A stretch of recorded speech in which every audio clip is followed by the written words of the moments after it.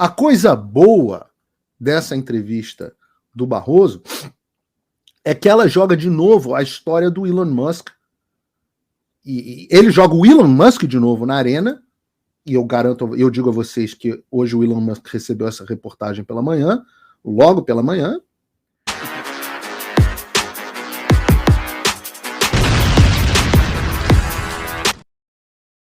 Opa, eu sei que você não aguenta mais ouvir, eu pedi para você fazer o triplo C, curtir, comentar e compartilhar, mas eu peço porque 4 entre cada 10 pessoas sequer estão inscritas no canal e a maioria não ativa as notificações e nem curte o vídeo, e isso prejudica o nosso algoritmo. Então ajuda a gente aí, brigadão.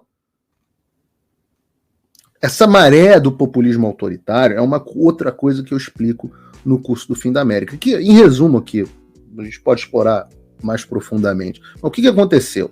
Desde meados ali de 2010, principalmente depois da crise de 2008, que foi ali o momento onde o liberalismo internacional, o modelo globalista, né, o globalizador, começou a ruir, as pessoas começaram a perder seus empregos, viu o seu modo de vida se desconectando completamente das elites, viram elites enriquecendo, bancos quebrando e os seus executivos sendo pagos com o dinheiro do contribuinte, todo mundo estava se ferrando, enquanto estavam se dando bem a China e uma elite de empresas e de executivos que estavam se tornando cada vez mais concentrados e cada vez mais íntimos do poder político. As pessoas começaram a ficar p****.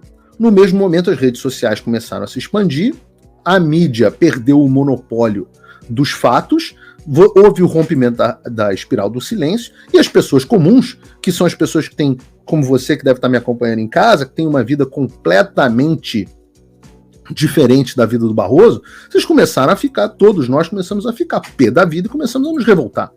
E aí você tem o movimento nacional populista, onde as pessoas falam, não, peraí, eu não faço parte da aldeia global, tenho a minha nação. O Brasil é diferente do Equador. O Brasil é diferente da Espanha. Eu tenho meus modos, a minha cultura, a minha forma de viver. Eu quero determinar as minhas regras com os meus representantes eleitos.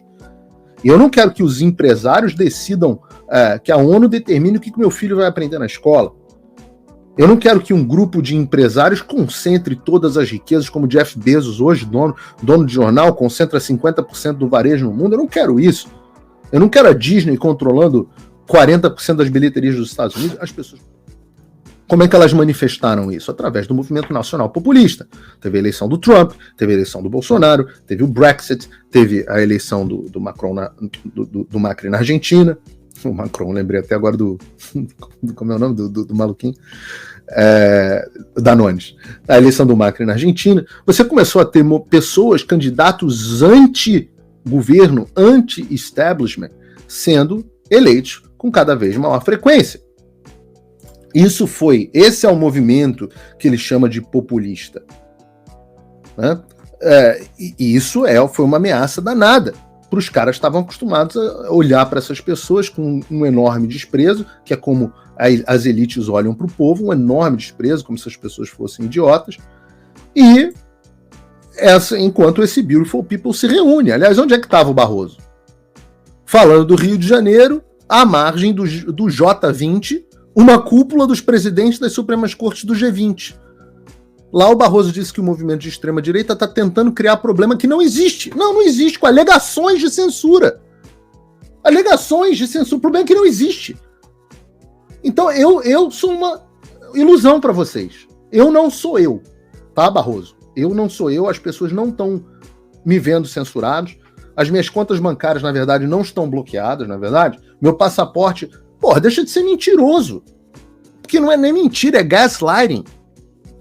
Gaslighting, eu falo isso, lembrei ontem numa live que eu fiz com o pessoal do Radar da Mídia. Tá disponível no canal para quem não me viu, com Ítalo Horizonte, seu Sepúlveda, um momento saudoso. Gaslighting é baseado numa peça e num filme onde o marido mexia na iluminação, né, que na época era gás, um filme bem antigo, dos anos 30, se eu não me engano, 20, 30, e ele ficava falando para ela, não, a luz está apagada. Não, e a mulher, não, mas eu tô vendo a luz acesa. Não, você deixou a luz acesa, e na verdade estava apagada. E o nome desse fenômeno é gaslighting. Quando a pessoa tenta te convencer que o que você está vendo não é a realidade. Não importa que você está vendo o cara da NTT no Rio Grande do Sul bloqueando o caminhão. Vem a Daniela Lima e fala, não, isso é fake news, isso não está acontecendo não. Mas eu estou vendo, tá aqui, tem um reportagem. Não está acontecendo, você é um extremista. E aí a pessoa entra num verdadeiro estado de loucura. Aqui, os comentários de Musk foram aproveitados pela direita brasileira, incluindo apoiadores do Jair Bolsonaro, que adotaram o chefe como figura talismânica. Não significa nada esse troço. Após o ministro do STF, Alexandre de Moraes, ordenar a X que bloqueasse várias contas no mês passado, sem especificar os motivos da ordem, Musk respondeu que o ministro era um ditador e postou imagens zombando dele online. Musk inicialmente disse que a plataforma não cumpriria as ordens judiciais, argumentando que violavam as leis brasileiras. Isso é um problema. O X posteriormente mudou de curso e concordou em cumprir, mas está recorrendo da decisão do tribunal. Já tem mais de 100 recursos e o STF não olha os recursos. As ameaças iniciais de Musk não cumprir levaram Moraes a incluir o bilionário em uma investigação de longa data sobre as atividades das chamadas milícias digitais. Nos últimos anos, o STF, Quero partir para as frases do Barroso aqui, ó. Como evidência dos riscos para a democracia... vamos lá, não, isso aqui, ó. Nos últimos anos, o Supremo Tribunal Federal tem se esforçado para combater os movimentos de extrema-direita. Olha que loucura. Um tribunal se esforçando para combater um grupo político, um grupo, uma vertente de pensamento político legítimo dentro da sociedade, seja lá o que eles chamarem de extrema-direita, focando-se em ordenar que as plataformas de mídias sociais removam, abre aspas aqui, minhas, desinformação e contas consideradas incitadoras de violência ou ações contra o Estado Democrático. Isso, no entanto, deu origem a alegações de exagero judicial e de censura, especialmente porque aqueles que têm suas contas removidas têm pouco ou às vezes nenhum meio de apelar contra a decisão. Não é pouco nenhum, não tem absolutamente nenhum. Como evidência dos riscos para a democracia, o Barroso apontou para uma recente investigação da Polícia Federal que alega que o Bolsonaro e vários militares desenvolveram planos para dar um golpe em 2022. O suposto complô fracassou e o Bolsonaro nega qualquer regularidade, que o complô louco que nunca aconteceu. O Barroso também destacou os tumultos em Brasília em janeiro. Claro, você lembra? Por que eu entrei no ar para dizer que o 8 de janeiro era a maior imbecilidade? Por que eu dei uma entrevista chamando as pessoas de estúpidas que estavam no 8 de janeiro? Por que eu disse que era o maior sonho molhado do Alexandre de Moraes e Barroso e companhia? Porque eu tinha absoluta certeza que isso ia ser o incêndio do hashtag alemão do Alexandre e da esquerda, desse grupo. Ele diz aqui, as pessoas pensam que exageramos, as pessoas que pensam que milhares de apoiadores de Bolsonaro invadiram e vandalizaram o Congresso, o STF, muitos dos manifestantes exigiram que os militares interviessem para reverter a situação, As pessoas, abre aspas, o Barroso, as pessoas que pensam que exageramos precisam saber que esse tipo de força que tivemos que combater. Estamos falando de pessoas que prepararam um golpe de Estado. Estamos falando de pessoas que invadiram as instituições do Brasil com fúria. E até hoje a gente não sabe direito quem são essas pessoas. A gente sabe que tinha um bando de inocente útil. Quando eu falo aqui, muitas vezes, muita gente não pega a referência do incêndio do hashtag, né? É que em 1933... em Berlim, na Alemanha, você tinha um prédio do parlamento alemão que foi misteriosamente incendiado. O Hitler tinha acabado, pouco tempo antes, acho que semanas antes, o Hitler tinha acabado de ser eleito o chanceler da Alemanha. E aí ele aproveita esse incidente para fazer justamente a consolidação do poder. Ele diz que o incêndio foi o início de uma revolta comunista, era um golpe, tentativa de golpe. Hoje quase todos os historiadores dizem que foram os nazistas que plantaram esse tipo de coisa, mas na época ninguém dizia isso, eles dominavam a narrativa, o Goebbels lá já devia estar começando, não sei se já tinha começado não, acho que não, mas a parte da propaganda nazista e tudo mais. E o Hitler convenceu na época o presidente que assinou um decreto do incêndio do hashtag. E aí, naquele momento, houve uma suspensão dos direitos civis, a prisão dos opositores políticos, todo mundo sem julgamento, a Alemanha entrou numa lei marcial. Se isso está soando muito familiar com 8 de janeiro para você, é isso mesmo. Passaram algumas semanas, todos os opositores e oponentes políticos foram presos, E aí o Hitler conseguiu passar a famosa lei da concessão dos plenos poderes, que dava a ele o poder absoluto de promulgar leis sem aprovação do parlamento. Tá soando familiar para você? Tipo um presidente do TSE que aprova uma regra canetada para as redes sociais ele mesmo? Está soando familiar? Isso é a coisa mais velha do mundo. Então os ativistas da liberdade, olha, continua a reportagem. Ativistas da liberdade de expressão levantaram preocupações de que as demandas do STF para remover o conteúdo continuaram muito além do ciclo eleitoral 2022. Ou seja, estavam protegendo as eleições de 2022 e a gente está em 2024 e as regras estão valendo ainda. Fernando, aí um mérito aqui, eu sempre falo mal dos jornais, mas aqui pelo menos tem um mérito nessa reportagem do Financial Times. Eles dão pelo menos uma versão de um especialista, um professor que é contra esse negócio. Por parte, diz assim, Fernando Schuller, professor de ciência política do INSPER em São Paulo, que tem sido crítico do STF, disse: foi criada uma ideia pelo tribunal de que cabe a eles defender a democracia. O erro é a suposição de que para defender a democracia você deve permitir ou tolerar a violação de direitos constitucionais fundamentais. Perfeito. Barroso admitiu que é difícil saber onde traçar a linha de liberdade de expressão e democracia, dizendo que sempre dependerá dos riscos que você está correndo. Ou seja, eles criam os riscos. Hoje está uma entrevista no jornal, não sei onde que foi a entrevista, eu li no Twitter da Mônica Bergamo. Então não sei se é verdade, porque saiu na boca da Mônica Bergamo, mas vocês devem ter visto o Lula dizendo que vai viver, que já conversou com... Opa, desculpe interromper o seu vídeo, mas desde 2022 eu continuo com as contas bloqueadas e o passaporte cancelado pelo Xandão.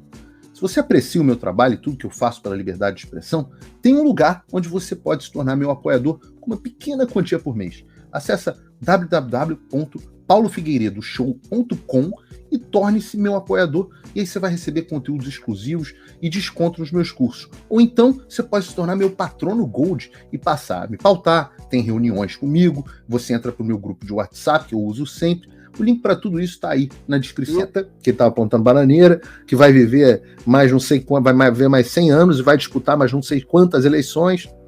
Isso, se fosse dito pelo Bolsonaro, era: meu Deus, olha o risco, a democracia, caramba, e agora? Mas como foi dito pelo Lula, tá tudo certo. Eu perguntei até o tweet da Mônica Bergamo, que ela não vai ler porque ela não deve usar VPN, mas eu perguntei lá no tweet dela, falei: e aí, Mônica, tá feliz? Você trabalhou duro para conseguir que isso acontecesse. Então o Lula não é uma ameaça para a democracia. Mas o Bolsonaro, que se quer dizer que ia disputar a reeleição, e não devia ter disputado mesmo, esse não era.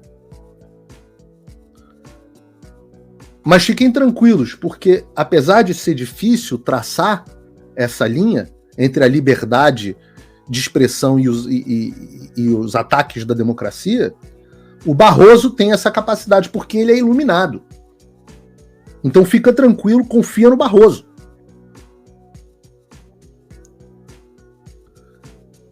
Mas ele diz que a incitação à violência contra o Estado é inaceitável. Você pode criticar o Supremo Tribunal Federal e dizer que não gosta dele. Você pode até dizer algo pior. Não pode, não. Mas algo que você não pode dizer é: vamos invadir os prédios e remover essas pessoas. Há uma linha clara entre essas duas coisas. Pô, imagina se eu ia dizer uma coisa dessas. A sua corte tomou as minhas redes sociais, cancelou meu passaporte, eu tô censurado e eu nunca falei para ninguém invadir prédio público. Pelo contrário, quando as pessoas começaram a invadir o prédio público, eu fui o primeiro a entrar no ar, a contragosto da audiência, para dizer: vocês são estúpidos, saiam daí, vocês estão cumprindo justamente o que esses caras querem. Esse é o incêndio do hashtag deles.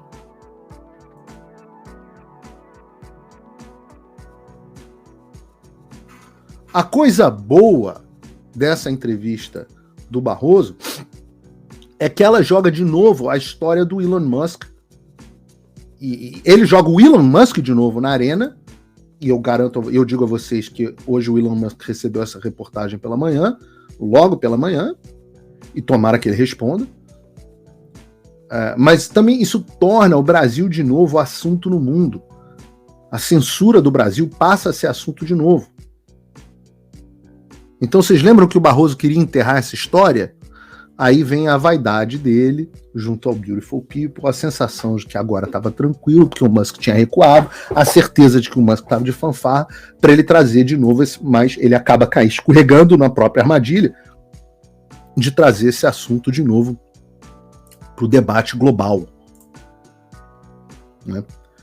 Agora, de fato, uma coisa eu concordo com o Barroso, a gente tem que procurar os pontos de convergência.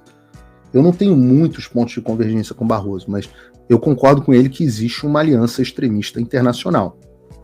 Só que não é uma aliança extremista de extrema direita. É uma aliança extremista de extrema esquerda, com direito a financiamento de bilionários com essa pauta da censura. E eu vou mostrar isso. Mas, oi, todo mundo fica esperando eu abrir as inscrições para o meu curso O Fim da América e do Mundo Como Conhecemos, que já é o maior curso de política do Brasil, com mais de 5 mil alunos. Só que eu só abro 2 turmas por ano. E agora as inscrições estão abertas. Elas se encerram nessa semana. O link está na descrição com um cupomzão de desconto de 30% para você. Você pode parcelar em até 12 vezes ou pagar via Pix. Eu te espero para fazer parte da minha tropa de elite.